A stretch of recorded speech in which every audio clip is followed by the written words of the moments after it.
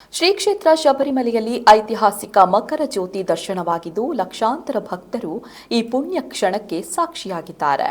ಮಕರ ಜ್ಯೋತಿ ದರ್ಶನದ ಬಳಿಕ ವಿಶೇಷ ಪೂಜೆ ನಡೆದಿದ್ದು, ಈ ವೇಳೆ ಸನ್ನಿಧಾನದಲ್ಲಿ ಸ್ವಾಮಿಯೇ ಶರಣಂ ಅಯ್ಯಪ್ಪ ಘೋಷಣೆ ಮುಗಿಲು ಮುಟ್ಟಿತ್ತು.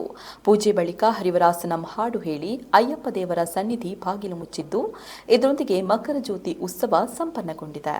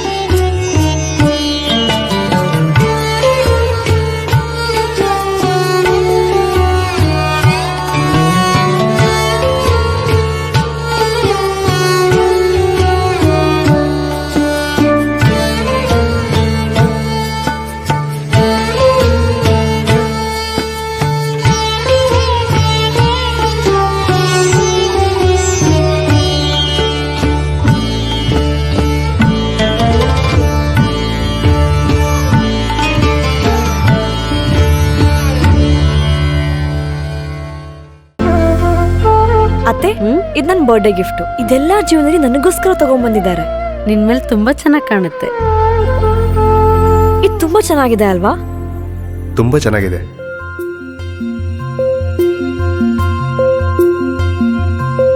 It will look really good on you. Amma? Huh? Mother is always son's first love.